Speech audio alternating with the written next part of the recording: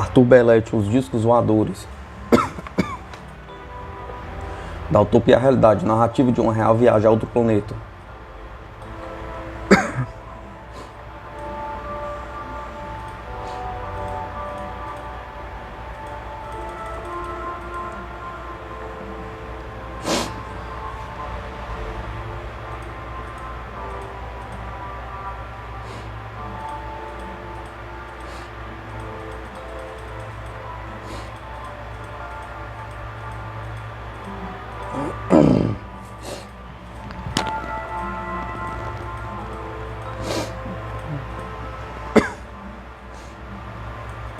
Despedidas.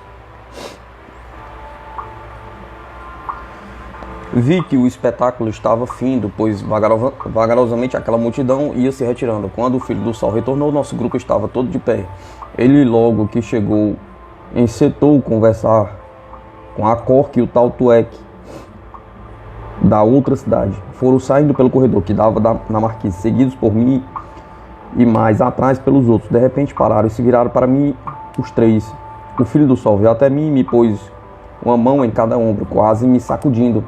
Então a Cork traduziu uma frase dele dizendo: desejo-lhe feliz regresso à terra. Eu todo atrapalhado, sem saber o que dizer ou falar, apenas consegui sorrir, quando esperava ter que me despedir dos demais, com mais outras cerimônias. Para sorte e surpresa minha, a Cork pegou-me pelo braço e seguimos na frente até a nave. Embarcamos sem mais despedidos ou que valha. Partimos assim que ganharmos a altura por cima dos edifícios. Eu me recostei num assento e bocejei tão forte que a Cork, notando, até chegou a rir de mim. Para onde vamos agora? Perguntei. A minha residência, depois vamos para de onde partimos. E aquele senhor que estava conosco não vem junto? Ele já foi, vai nos aguardar lá. Chegamos à residência de Cork e fomos recebidos por sua esposa e o menino. Por indicação dele eu me sentei, enquanto os três se retiravam para outra repartição. Fiquei pensando, talvez aqui vá ser mais demorada a despedida e a preparação, mas qual nada, a Cork retornou em seguida acompanhada da esposa, que só entraram na sala e pararam. A Cork, com a valise não muito grande numa mão, contendo com certeza os nossos pertences, sem maior cerimônia, disse: vamos. Então eu, todo atrapalhado, com a maneira simples dele se despedir, inclinei a cabeça com sinal de saudação e saí. Quando nos encontrávamos a certa distância, comecei a rememorar a maneira simples deles se despedirem, ainda mais tratando de uma viagem interplanetária, pois aqui na Terra, até viajar de uma vila a outra, a gente se despede com muitas cerimônias. Enquanto em Akash, talvez por ter certeza no regresso, com os meus práticos de locomoção de que dispõe, não haja nada disto. Enquanto refletia sobre isso, eu olhava para baixo a fim de ver as cidades que sobrevoávamos. Foi a Cork que me tirou daquele estado pensativo e contemplativo, dizendo: então está contente agora? Se estou, vamos partir logo que chegarmos, ou vamos dormir em Com antes. Ele riu de minha pergunta, tolo, e respondeu: vamos partir logo que chegarmos a Com, pois a nave e os tripulantes estão prontos, e quanto a dormir, não se preocupe, pois terá muito tempo para fazê-lo durante a viagem. Tomando de grande receio, perguntei: terei de fazer a viagem em estado de inconsciência, como na vinda? Não, desta vez não será preciso. Ainda bem, disse aliviado. Apesar de tantas novidades que já tinha visto, ainda e mesmo me restava um resquício de curiosidade de ver os planetas do espaço, mesmo o espaço propriamente dito. Ele continuou: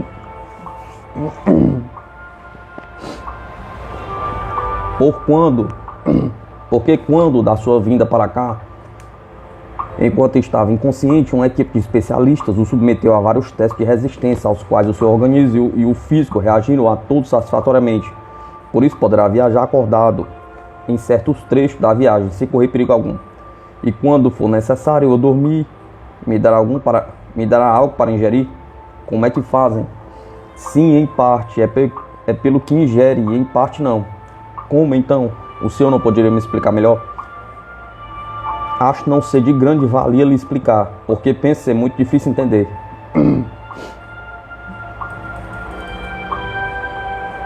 Porque eu tenho que ficar inconsciente, né, nestes certos trechos a que o senhor se referiu? É porque nesses trechos nós sofremos uma forte reação, mas eu estando inconsciente não sentirei o mesmo? Não, por dois motivos. Estando você inconsciente, os médicos de bordo controlam as reações do seu corpo sem problemas. E por outro lado, estando você consciente, poderá se assustar e depois complicar, e o trabalho deles até mesmo a sua existência. O senhor e os demais tripulantes não sentem essas reações? Sentimos, mas não nos afeta, porque já recebemos treinamentos especiais para estas missões.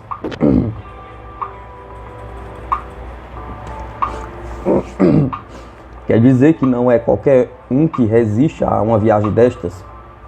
Tendo boa saúde, qualquer pessoa pode fazer uma viagem destas. Se sentir-se mal em estado de consciência, no estado de inconsciência, resistirá melhor. E que pontos do percurso ficam esses trechos e quantos são? São 3. O primeiro é quando temos que nos desprender do campo magnético de Akart. O segundo fica no meio do percurso, chamado espaço neutro. E o terceiro é quando temos que vencer as barreiras magnéticas da Terra e de lá para cá. Dá-se o inverso, com exceção do espaço neutro. Ah, é por isto então. Veja, estamos chegando na CON. Então, tratei de pôr minhas ideias em dias, para ver se recordava de algum ponto qualquer visto por mim anteriormente, mas nem que quisesse. Não fui capaz de nada, pois os prédios eram muito semelhantes uns aos outros. De repente, Archon fez pousar o aparelho numa faixa plana, parecida com um aeroporto, apenas era curvo em vez de reto. Havia nas proximidades onde pousamos várias naves das grandes pousadas. Que lugar é este? Perguntei. Foi aqui, neste lugar, que você tocou o solo de Akart pela primeira vez. É um dos muitos lugares de pouso das naves grandes que temos aqui. Viagem de retorno. Assim que desembarcamos, vieram ao nosso encontro várias pessoas, entre eles tu, Elke. Enquanto falaram com a Cork, eu dei uma rápida examinada no local, pois estava quase convicto de que não fora ali que eu havia visto a Cork pela primeira vez. Recordava-me vagamente de um plaino entre edifícios altos, e este que vi agora só os tinha de um lado, e nas pontas. Por fim, achei a explicação para o enigma. É que quando de minha chegada ali, me sentia tão mal que era lógico agora não recordar de alguns detalhes. Ainda mais que ao desembarcar fizemos em uma ponta e seguimos a pé até o local referido no início desta narrativa, sem que eu ao menos me virasse para trás. Antes de mais nada, vou dar uma ideia de como era o local de pouso.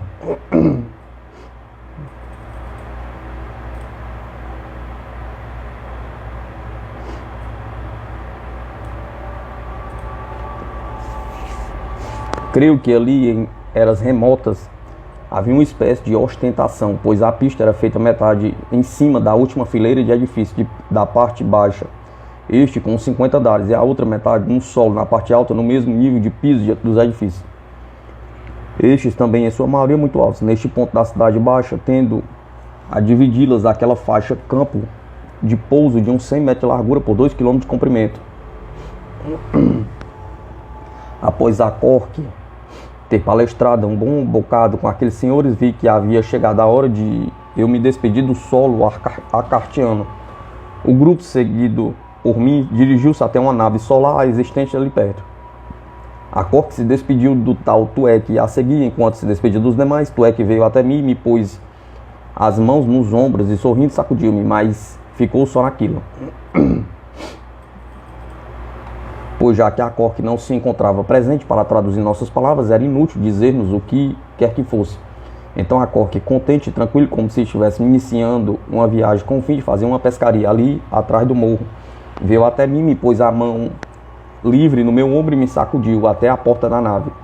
E me conduziu até a porta da nave, que foi aberta por um senhor que ficou aguardando-nos entrão para fechá-la. Fiquei meio surpreso quando entramos direto e fomos subindo aqueles degraus intercalados de saletas, até atingirmos uma sala maior semi-oval, pois lembrava-me perfeitamente que ao desembarcar foram abertas e fechadas várias portas até sairmos. Por isso eu esperava que agora fosse repetir o mesmo, pelo aspecto do corredor que percorremos e também pelas escadas. Reconheci-se a sala a mesma onde acordara na vinda, já que a Cork me disse que faríamos a viagem na mesma nave em que me havia trazido.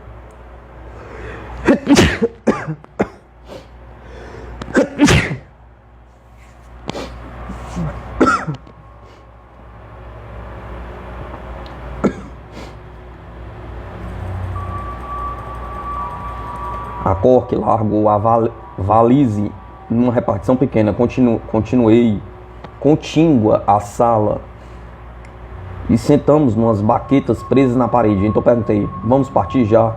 Não, ainda vamos demorar um pouco. Nisso chegou até nós um sujeito com cara de poucos amigos e falou umas palavras com a Cork. E entregou-lhe algo, retirou-se. A Cork levantou-se e saiu. Retornou depois com uma espécie de tigelas com água, a qual me entregou, juntamente com uma pílula parecida com uma azeitona, dizendo: tome isso. Eu assustado perguntei: para quê? Para que é e por que tenho que tomar? Bem, esta será a sua alimentação durante a viagem. Eu até achei graça. De que maneira uma pílulazinha daquelas poderia alimentar-me? Ante a minha hesitação em tomar a pílula, ele continuou: pode tomar sem medo, pois todos nós que vamos viajar nesta nave nos alimentamos assim durante a viagem. Mas que espécie de alimento é este? É como se fosse qualquer alimento básico, pois tudo que um ser humano necessita para alimentar-se por um dia, 23 horas, está concentrado nesta pílula. E com vantagem ainda de não carregar o estômago. Bem, se é assim, então é uma maravilha engolir a pílula acompanhada de uma boa golada de água, pois esperava que fosse muito ruim de ingeri-la, mas que nada, pareceu-me que ela desceu mais fácil que a própria água. Após termos falado mais um pouco a respeito deste sistema de alimentação, perguntei: quando decolarmos daqui, só pousaremos na Terra ou teremos que pousar em algum outro planeta antes? Sim, faremos um pouso aqui perto de Akart. Como aqui perto? Acompanhe-me que vou lhe mostrar. Segui-o, percorrendo um curto corredor, e transpomos uma porta que dava a uma sala.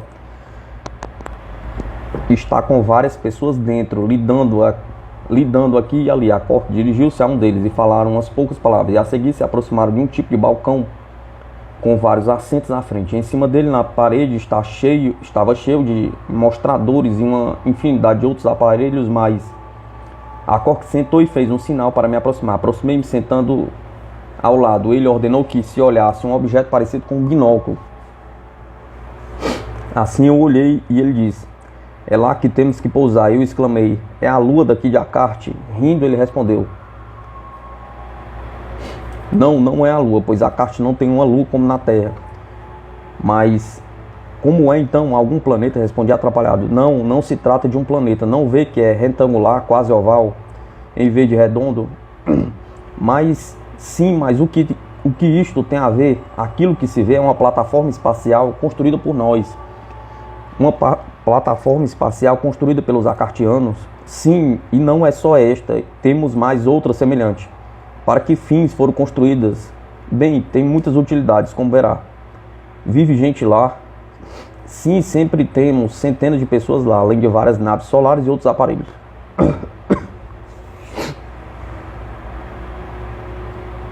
Dá para vê-la de dia também. Não se vê daqui de dia a olhos nus. De noite dá para ver, mas do tamanho de uma estrela pequena. Eu, apesar de já ter conhecimento de muitas coisas, aquela sobre o espaço, planetas, etc., fiquei pensando como aquela gente construiu no espaço aquilo que me parecia mais uma lua natural do que uma plataforma artificial. Porém, não quis pedir explicações à Cork ali naquele momento, mesmo porque ele não me dera tempo ali.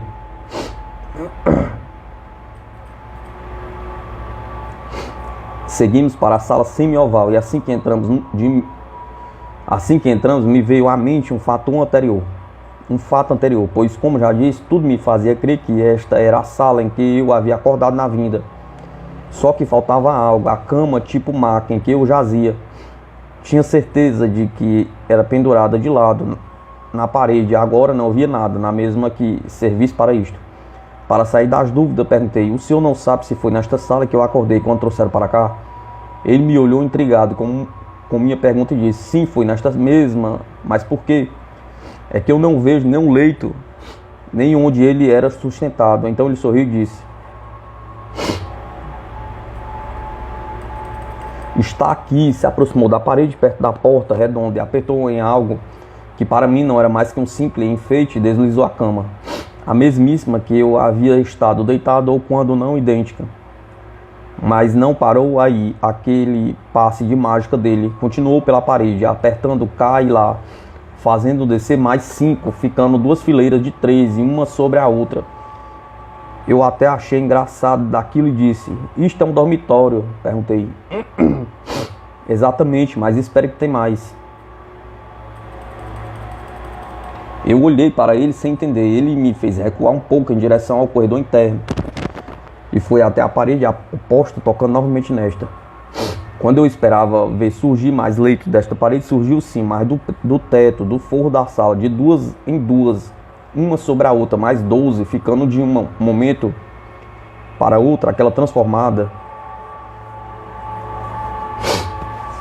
em um dormitório com 18 camas, 6 na parede e 12 no teto.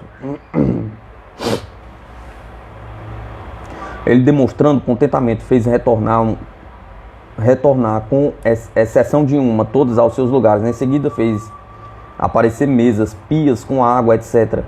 Por fim, fui ver que até as baquetas eram embutidas. Finalmente, ele fez retornar os seus esconderijos tudo, menos a cama e uma banca, na qual ele me mandou sentar e se retirou.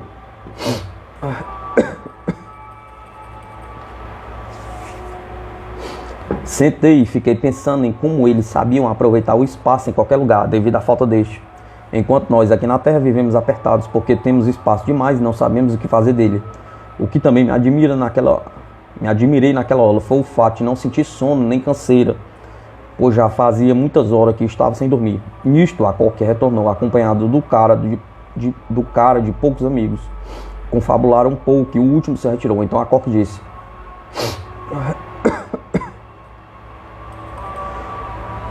"Bem, creio que deve estar com muito sono, não?" "Até que não, mas acho que é assim que me deitar, este virá na certa. Então pode deitar." "Sim, senhor, mas a nave não vai partir logo?" "Vai sim, é justamente por isso que terá que dormir." "Mas se eu dormir, dormirá sim, mas não se preocupe. A gente não precisa de vestimentos espaciais para esta viagem." "Não, nossa vestimenta é a própria nave. Agora temos vestimentos especiais só para casos especiais." "Não me disse quais eram estes casos especiais." Aprontei-me e me deitei. A Cork ia se retirando quando eu lhe disse: "Se eu não acordar quando a nave chegar naquela plataforma, será que o senhor não poderia me despertar? Eu gostaria muito de vê-la." "Sim, sim", respondeu ele sorrindo. Mais tarde eu fiquei sabendo porque ele rira, pois naquele instante até descer na terra eu dormia e acordava quando eles bem queriam.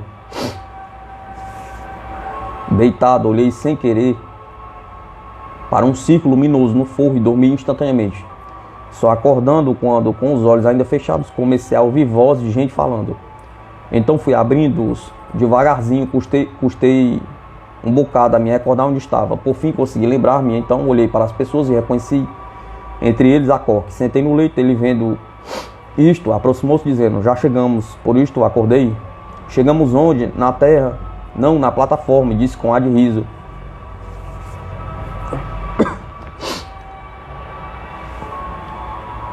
Então me despertei de todo e pensei: como me acordou se não me lembro de que alguém me tocasse ao acordar? Também não tinha a menor ideia de tempo que havia dormido, mas já que a minha vontade de ver a tal plataforma era muito grande, não procurei saber o porquê dessas coisas.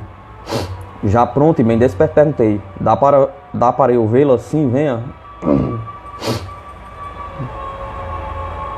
Acompanhei-o pensando que íamos para a mesma sala dos aparelhos de antes. Porém fomos até o meio do corredor e a Cork abriu uma porta que vi logo tratasse de um elevador.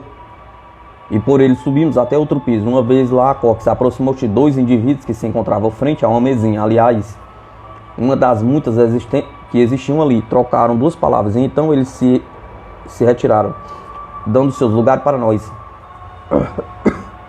Eu pensei com meus botões: será que vai me mostrar daqui? Pois, ignorante como eu era a respeito do espaço, esperava, entre outras coisas, que fôssemos desembarcar ali, em pleno espaço cósmico, sem ao menos uma vestimenta especial.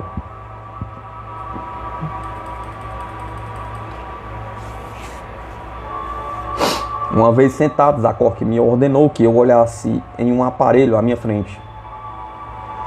Assim que eu olhei, quase caí duro. Eu esperava ver tudo aquilo no escuro, já que eu tinha uma pequena noção do que o espaço quase era assim. Mas qual nada, o que via era tudo bem claro, e além disto eu imaginava naquela plataforma muito menor, pois para todo lado que eu olhava perdia a visão na luminosidade e não via o fim. Era tudo feito de um material resplandecente e pela aparência muito fina, já que no espaço não há o que se pode chamar de para cima ou para baixo. Digo, no lado que pousamos.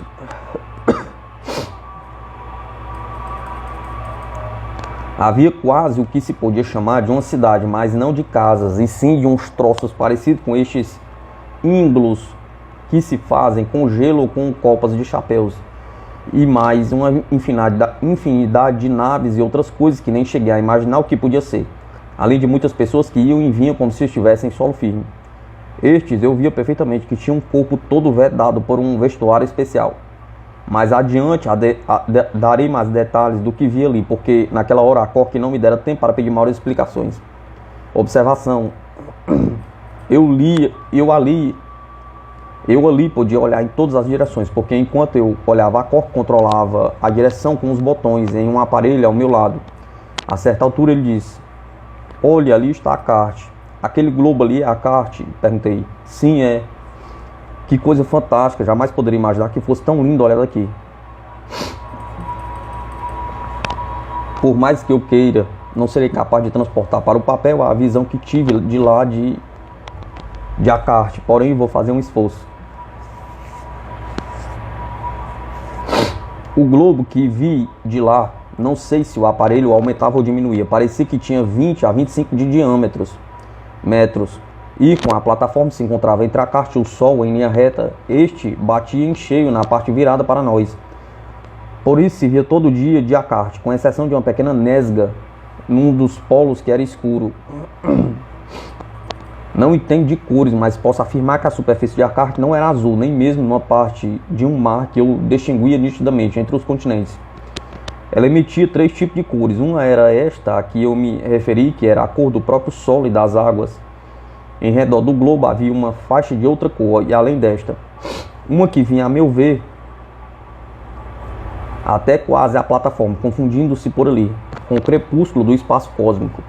Após olhar tudo aquilo, descemos para a sala dormitória. Uma vez lá, a Cork disse: "Bem, agora pode continuar seu sono interrompido, porque vamos partir em seguida." Quanto tempo eu dormi? Muito pouco, pois de Akart até aqui é perto. Quantos quilômetros tem? Aproximadamente 50 mil quilômetros. 50 mil quilômetros, e o senhor diz que é perto. Tem que compreender que se trata do espaço, e é uma insignificância, pois já lhe disse que esta nave faz até 500 km por segundo da Terra, só que até aqui ela não desenvolve esta velocidade, porém se vem num instante. Cortando o assunto, ordenou que eu deitasse. Deitei, repetiu-se a mesma coisa de antes, e num zás eu estava dormindo.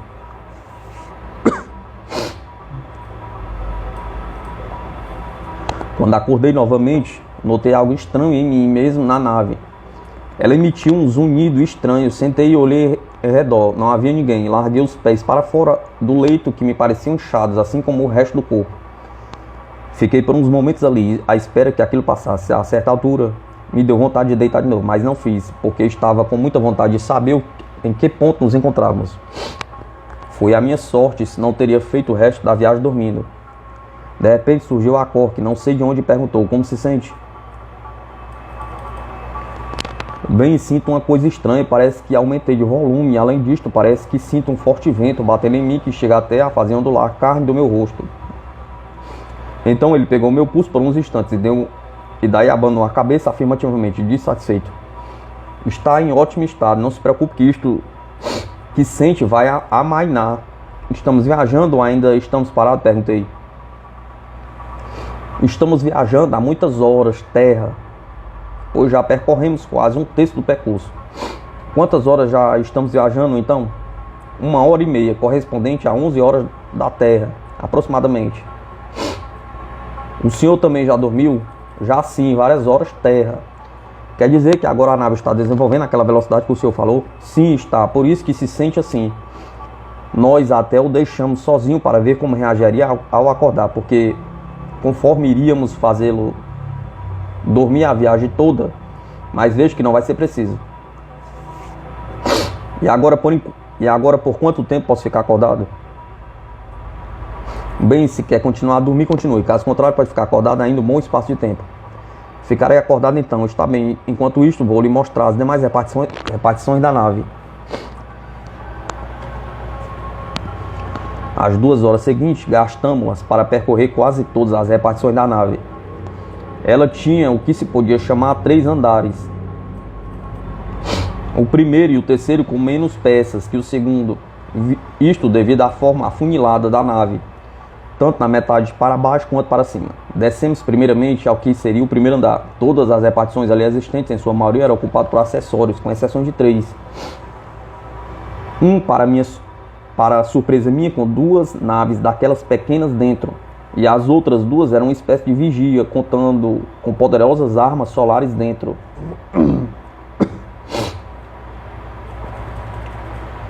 Dali retornamos ao andar do meio pelo elevador. Este andar, devido ao feito da nave, era o maior. Tinha ele mais 2 dormitórios igual ao outro, diversas vigias, laboratórios, salas e corredores. Esses corredores que me refiro não eram simples corredores desocupados, pois tinham as paredes cheias de gavetas tomadas de objetos pequenos e mesmo com vestuários.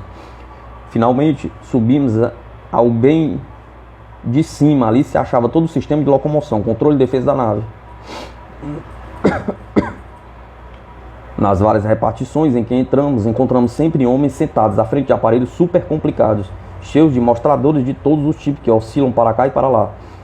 Admirável era o senso de responsabilidade daquela equipe de homens que dirigia aquela nave. Por todos os lados havia deles, mas pareceu-me que só a Cork tinha ordem de falar comigo, já que os demais em um olhar me volviam.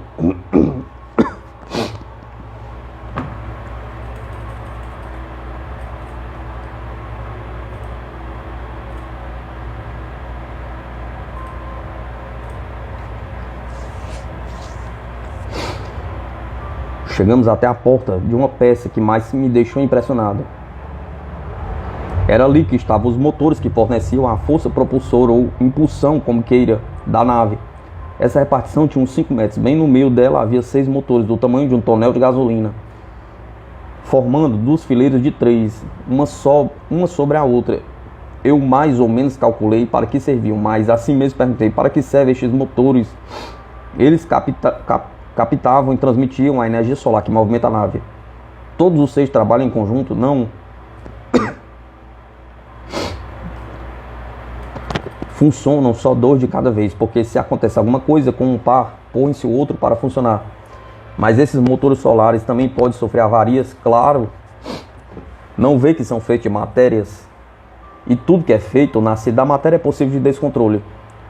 São estes mesmos motores que movimentam a nave na atmosfera terrestre ou de Akart? Não.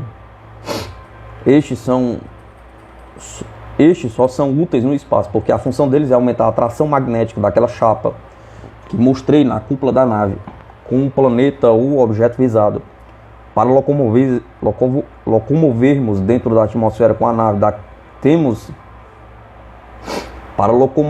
dentro da atmosfera com a nave, temos aquelas 16 hélices, 8 de cada lado, cada um com um motor com um pouco menos que estes. E é sempre dirigido desta sala mesmo, sim, em qualquer parte, contrariando a minha vontade, que era de ficar ali olhando e pedir explicações. Ele continuou: vamos para o dormitório, porque está quase na hora em que deve dormir de novo.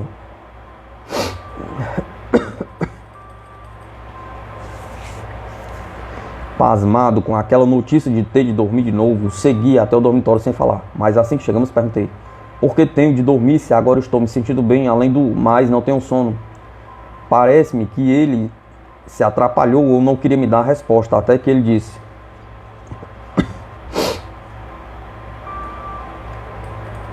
bem, talvez quando acordar eu possa dar-lhe estas explicações. Então deitei de costas e pus as mãos cruzadas embaixo da cabeça. E comecei a pensar no que poderia a Cork estar me escondendo, se é que estava. A seguir, não sei porque eu era atraído por ela.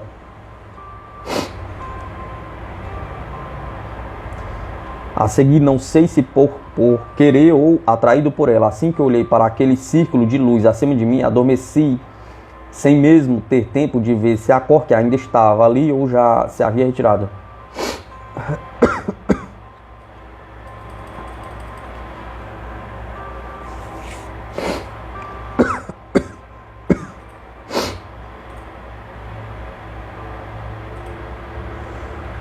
Se ao pegar no sono me acontecia sempre o mesmo, ao acordar não diferia em nada também. Acordei como das vezes anteriores, sentindo aquele mal-estar, sentei no leito, tudo igual. Pensei, onde andará a Cork? Será que ele dorme em um dos outros dormitórios? Nisto ele entrou todo contente. Eu resolvi tirar estas e outras dúvidas e o interpelei. O senhor dorme num dos outros dormitórios? Não, eu durmo aqui neste mesmo. Só eu e o senhor, então?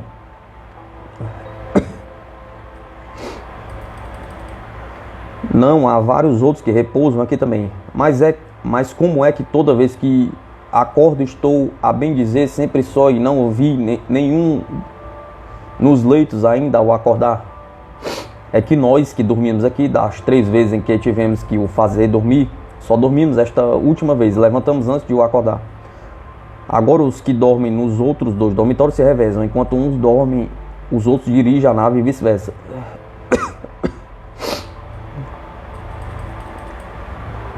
Nesta altura ele já tinha recolhido o meu leito e reencontrávamos sentados nas baquetas.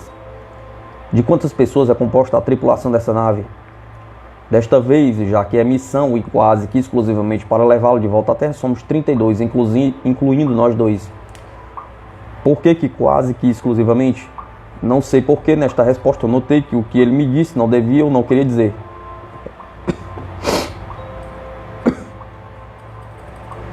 Bem, é que sempre pode se dar que algum dos membros das equipes de observadores que temos por lá tenha que ser substituído, então aproveitaremos. Bem, mas o senhor disse que há equipes de acartianos na Terra? Sim, temos, mas onde? Bem nas naves que temos estacionadas por aí. Por aí onde na Terra, no espaço ou ao redor dela ou na Lua? Não, exclamou ele. Isto de maneira alguma poderia lhe dizer, pois seria confiar demais em você.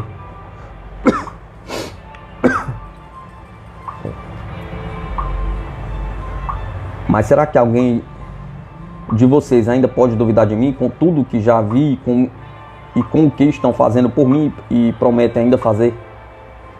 Isto é bem diferente. Isto tanto faz, porque não notará nada. Tenho certeza que nem pode distinguir se estamos parados ou em movimento, e nem mesmo se estamos em contato com alguém ou não. A que altura do percurso estamos agora? Perguntei isso porque o outro assunto não arrumava nada. Já percorremos aproximadamente 2/3 da viagem, ou seja, mais ou menos 45 milhões de quilômetros.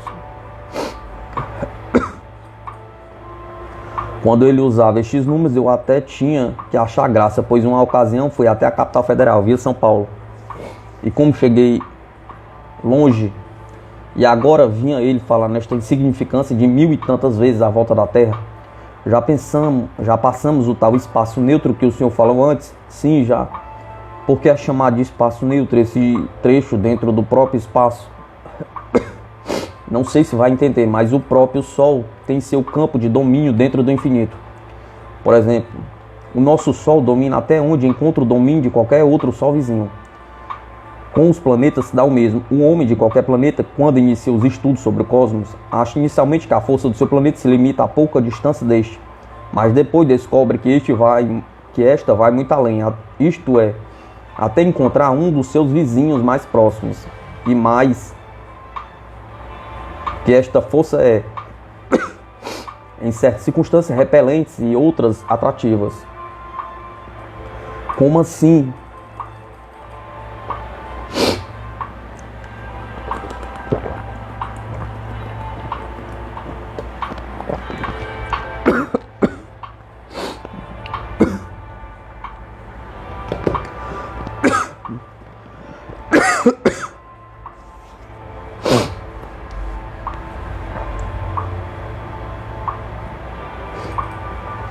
Bem, esta nave, por exemplo, está sendo atraída pela força da Terra. Mas quando nós aproximarmos mais, ela tende a nos repelir. Então temos que mudar todo o sistema. Enfim, se assim não fosse, não poderia haver vida de espécie alguma em nenhum planeta, porque existe quantidades infinitas de fragmentos de toda a espécie vagando pelo infinito. Destruiriam tudo e ainda por cima aumentariam seus volumes ao ponto de não mais obedecerem às suas órbitas. Enfim, o espaço neutro é onde se encontram as forças de dois planetas, e as reações que um ser sente ao cruzar este espaço se deve ao fato de não serem iguais às forças de um e de outro planeta. Por isso que saímos do mais fraco. Por isso que saindo do mais fraco se recebe o impacto do mais forte e vice-versa.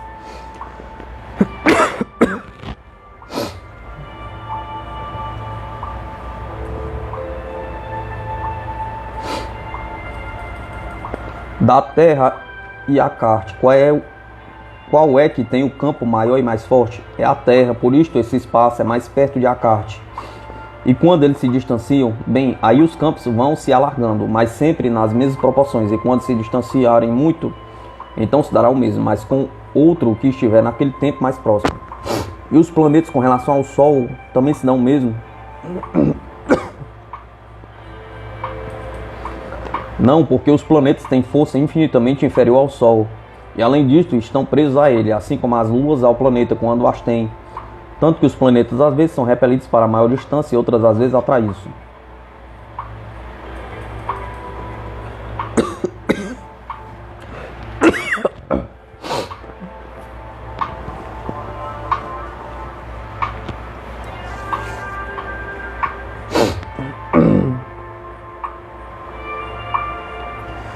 Como é que estes fragmentos que o senhor se refere não causam danos às naves?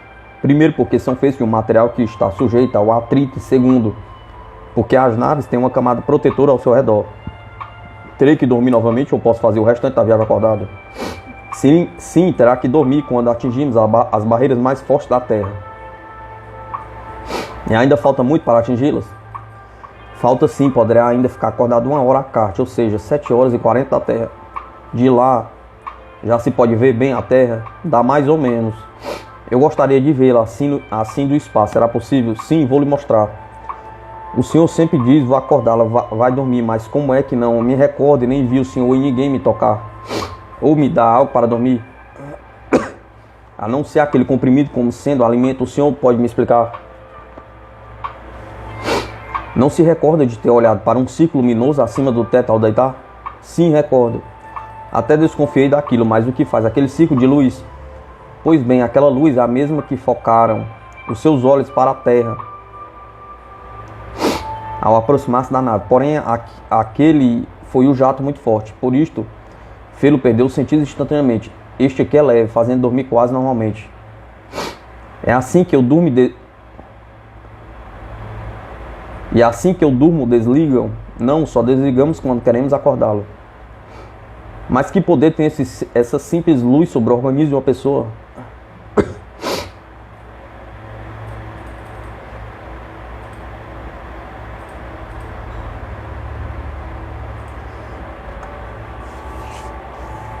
Mas não é uma simples luz, ela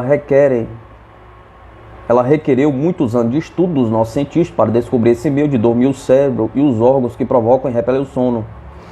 Quer dizer que uma pessoa submetida a um foco desta luz não acorda sem apagá-la? Exatamente. Uma coisa que eu muito queria lhe perguntar.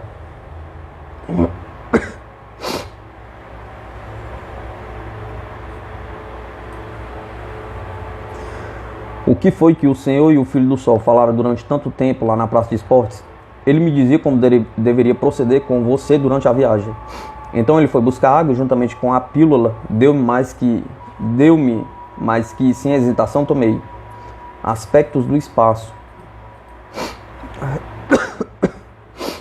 Depois, a pedido dele, levantei e percorremos sem pressa novamente várias repartições, até que chegamos naquela sala de aparelhos de visão. Agora vai ter a oportunidade de ver a Terra como deseja, disse ele. Se vê bem daqui, mais ou menos, como já disse, 10 milhões de quilômetros aproximadamente. 10 milhões, será que dá para... Será que não daria para eu vê-la quando estivéssemos a uns 500 quilômetros dela?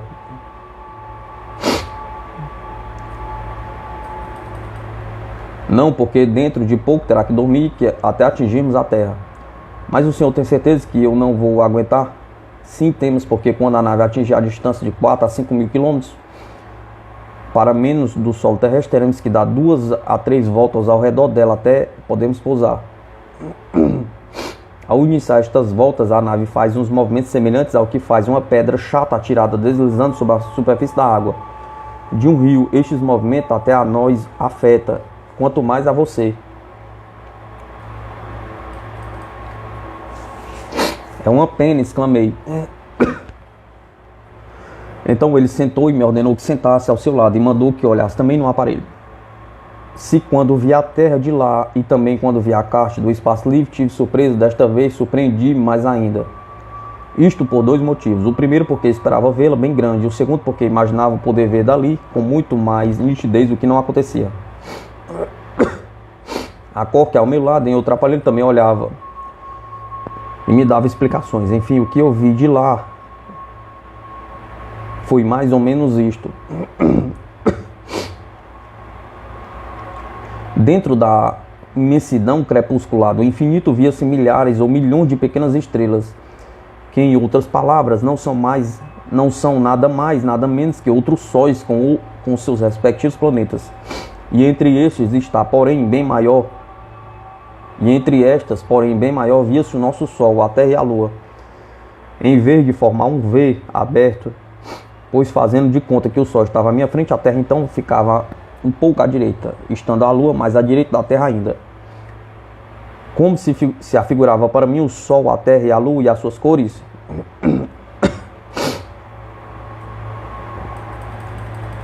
O Sol era do tamanho que a gente o vê daqui da Terra, na hora do meio-dia. Porém, se há aquele brilho que nos impele de olhar para ele daqui da Terra, por muito tempo a olho nu. A Terra está... Esta sim era um espetáculo à parte. Eu via de 1 metro de tamanho, mas novamente com claridade só uma pequena parte, quase no lado oposto em que se encontrava a Lua.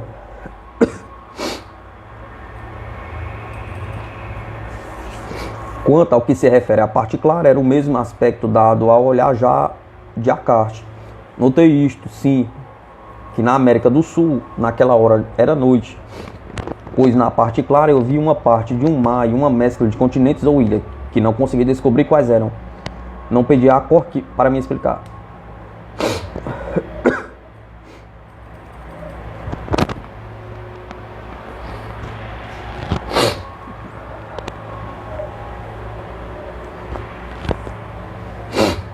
O que me impedia de descrever com mais exatidão a beleza da Terra, olhando de lá, é minha dificuldade em discernir cores. Ela emitia 5 cores. A primeira, esta tendo certeza, era azul, emitida pela parte clara, dia.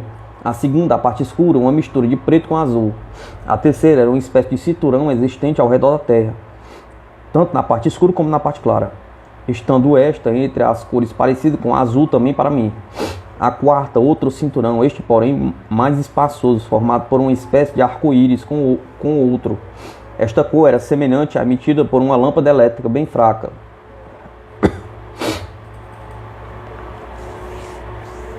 A quinta era vista quase nos extremos da parte clara. Eram 2 riscos escuros e existentes, onde,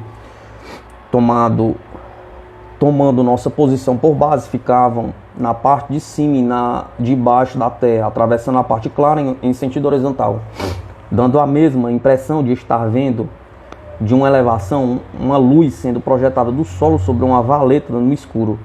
A Lua, com exceção de agora se vê maior a parte clara e não se notava aquele fervilhando, estava quase idêntica de como havia visto de Descartes. Aterrissagem.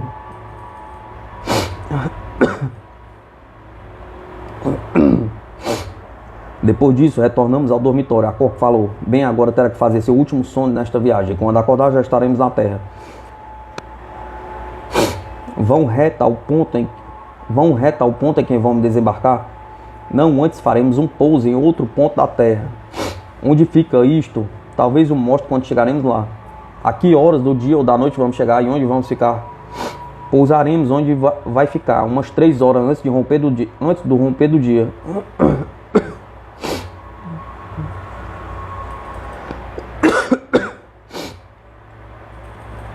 O Senhor não sabe se me deixaram. O Senhor não sabe se me deixar nos arredores da cidade em que moro ou distante dela. Pelo que fui informado, ficará uns 5 quilômetros da cidade. Por que me deixarão mais perto? Por que não me deixam mais perto? Porque este exercício que fará a pé lhe é necessário.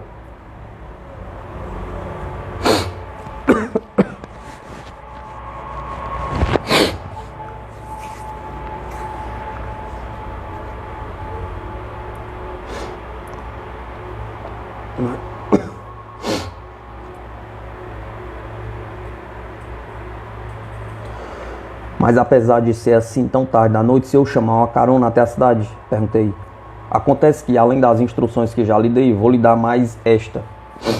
Não deve chegar a parte alguma antes de seu lar e nem falar com ninguém, muito menos do que você se referiu. Mas será que não vou me sentir mal ao desembarcar? Não, o que vai sentir não chega ao ponto de o impedir de caminhar. Porque ao desembarcar, já nas horas respirando o oxigênio da terra,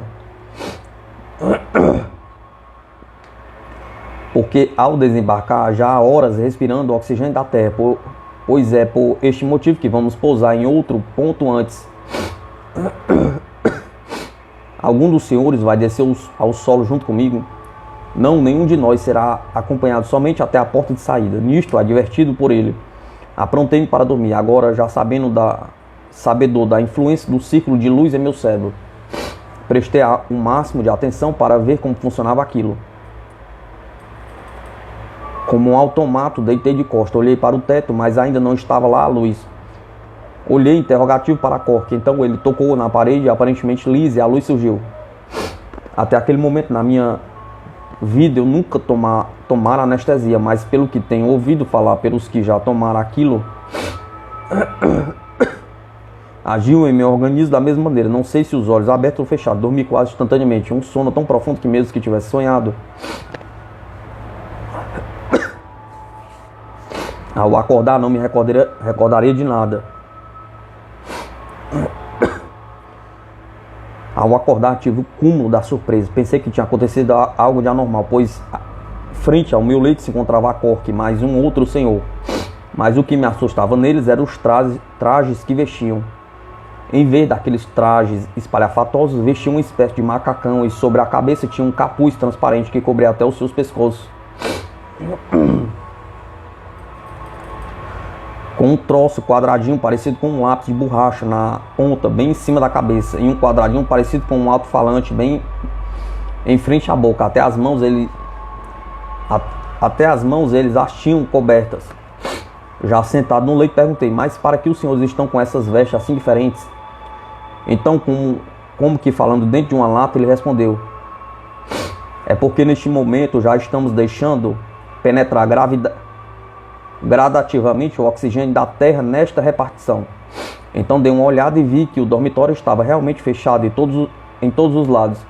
E para que não tenhamos de nos submeter também a esse período de adaptação, no caso por 2 vezes, vestimos esses trajes. Então eu desci do leito, mas assim que fiquei em pé senti algo muito estranho em mim, uma vez que daquele volume enorme que já tinha quase me acostumado a sentir, passei a me sentir fininho. Parecia que meus membros do corpo eram ferro, finos, porém tão duros e pesados que tinham até dificuldade em mover em pé. A Cork certamente sabia que eu ia me sentir assim. Sorrindo trouxe minhas vestes terrícolas e mandou vesti-las. Então troquei de roupa, apalpei os bolsos, todos os meus pertences neles se encontravam. Quando calcei os sapatos, tive a impressão que eram 2 barras de ferro amassando os meus pés. Quando a Cork viu que eu já começava a me movimentar, aproximou-se de uma parede, abriu uma espécie de vigia e perguntou rindo: quer ver onde estamos? Aproximei-se com bastante dificuldade até ele e olhei um tipo de binóculo, esperando ver os campos e matas do meu município. Mas qual nada, o que vi foi gelo em grande quantidade, até se perder da vista no horizonte. Que lugar é este? Bem, é um ponto qualquer da terra. Mas não adiantou ele querer me tapear, porque vi logo tratar-se de um dos polos da terra, porém não sei se o sul ou o norte. mas forçosamente o sul, porque não iria pousar no norte, para depois me deixar no sul. Depois a Koch fechou a vigia e mandou que eu sentasse. Sentei permanecendo eles de pé. Então notei que a nave estava em movimento e perguntei: a nave está sendo dirigida para onde vamos deixar? Demora-se muito para chegar lá? Não, dentro de instantes pousaremos onde vai ficar. Dentro de pouco notei que havia diminuído aquele ruído facilmente, distinguindo quando a nave estava em movimento. Em terra firme.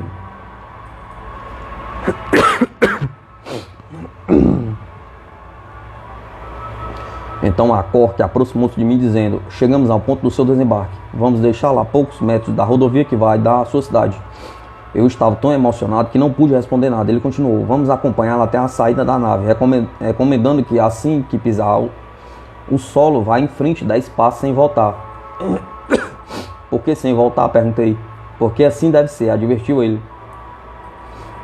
Então, acompanhado pelos dois, um de cada lado, percorremos a escada intercalada de saletas. À medida que ia avançando, eu cada vez mais me sentia mais duro. Achei que por fim não poderia nem caminhar mais. Foi quando a Koch disse: vai se sentir um pouco mal, mas não se preocupe, que isto logo passa. Finalmente atingimos a última porta. Então a Koch me pôs as duas mãos nos ombros e me deu mais uma instrução e despedimos-nos sem mais cerimônias. Como nas vezes anteriores, ele apertou em algo na parede e a porta foi se abrindo no meio devagarzinho. Ali estava a minha querida terra, esperando que eu desse o primeiro passo para tocá-la. A noite era sem lua àquela hora. Já solto por eles, dei um passo e toquei na relva do campo, pois foi no campo que me deixaram. Dei outro e estava fora da nave. Até contar 5 passos, ainda me alcançava a claridade emitida pela nave. Daí para em diante fiquei na completa escuridão. Quando completei os 10 passos recomendados por ele, parei devagar, fui me voltando esperando ver a partida da nave, mas qual nada, ali não mais se encontrava nave alguma. Olhei para o céu e nada, tudo calmo. Olhei para os horizontes com esperança de avistá-la. Também não vi nada. Por fim, vendo que era inútil procurá-la, pois parecia que havia se evaporado, enfrentei a escuridão da noite até acostumar as vistas com ela. Dentro em pouco avistei uma cerca de arame liso e poucos passos à minha frente. Ainda me sentindo como de chumbo, tratei de alcançá-la. Assim que alcancei, firmei as mãos no arame superior e fiquei ali parado por vários minutos. De repente vi a estrada a poucos passos além da cerca. Daí pela cerca e pelas existências por perto, reconheci o local, uns 5 km da cidade.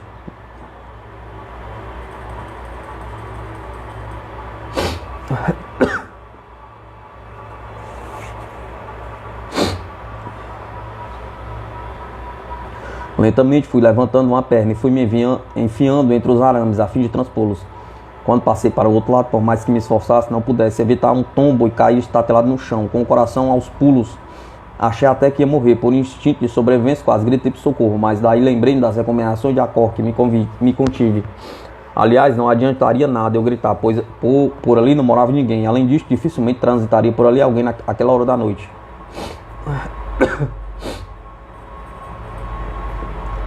Quase rolando, alcancei o barraco da estrada e larguei as pernas para baixo. Deitei de costas na relva acharcada. Mas isto, comparado com o que estava sentindo, não era nada, pois, após longo tempo de reflexões, até que cheguei a maldizê-los por não terem me deixado mais perto da cidade. Sentei com muita cautela, fui me pondo de pé, sempre com as mãos apoiadas no barranco. Segui uns 100 metros, tropeçando depois numa varinha jogada na sarjeta. Apanhei-a improvisando uma bengala. Com ela fui andando ainda bastante cambaleante. À medida que ia avançando pela estrada ia melhorando. Por fim, já bem melhor. Porém, ainda bem longe do normal. Sentei de novo no barranco e permaneci um bocado ali sentado, com um turbilhão de ideias na cabeça. Reiniciei a caminhada a passos lentos, porém já mais firmes. Quando me encontrava a meio caminho da cidade, ouvi um ruído de um veículo e logo as luzes dele a 1 quilômetro atrás de mim. Meu primeiro impulso foi de pedir uma carona, mas logo me recordei das palavras de Koch, de não entrar em contato com ninguém até chegar em casa. Como o veículo já vinha perto, temendo ser reconhecido, joguei-me fora da estrada até que o veículo passou. Era um Jeep Willys dos mais antigos. Não reconheci os que iam nele. Daí por diante até a cidade não encontrei mais ninguém, apesar da caminhada ter durado umas 3 horas.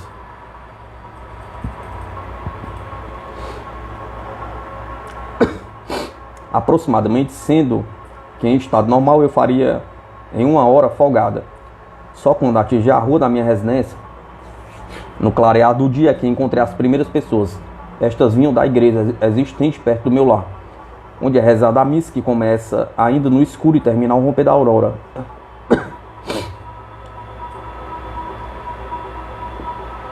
Algumas pessoas me cumprimentaram e eu respondi em um sussurro, pois parecia que nem eu sabia mais falar o português, depois de tantos dias em que havia passado falando alemão forçado. Finalmente, depois de 8 dias após ter iniciado uma viagem a pé a 18 km, que por fim foram reduzidos a 8, chegava eu à minha residência. Passei dias sem sair de casa, com uma confusão tremenda na cabeça, até que me animei um pouco e passei a mão num lápis e cadernos e fui escrevendo este relato, que aqui finda a Tuberlete.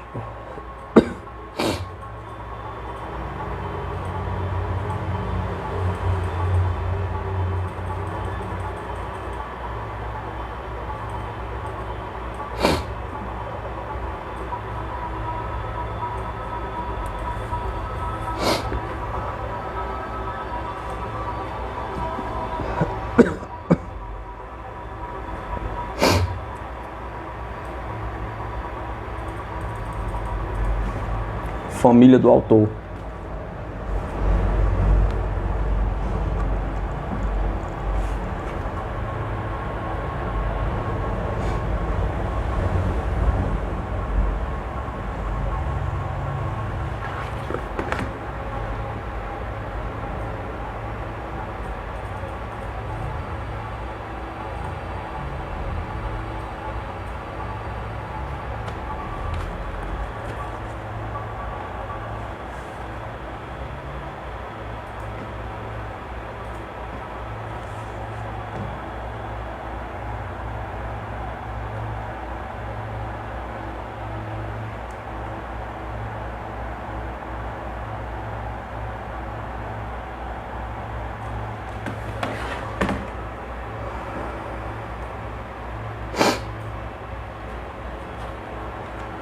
A nave que o trouxe.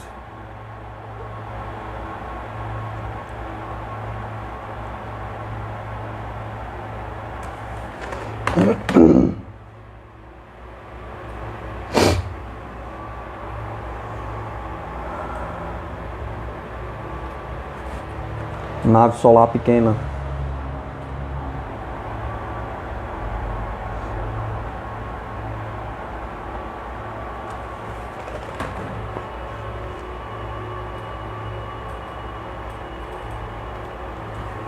Campo de lavoura de Acarte.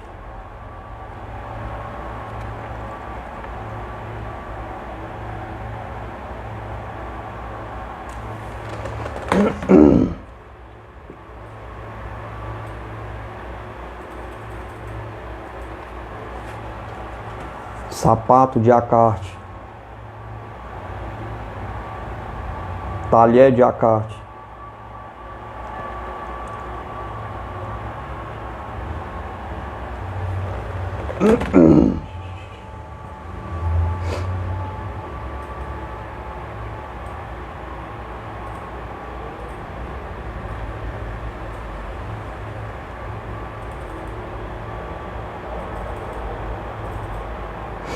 Arthur Belletti, os discos voadores da Utopia à Realidade, narrativa de uma real viagem a outro planeta.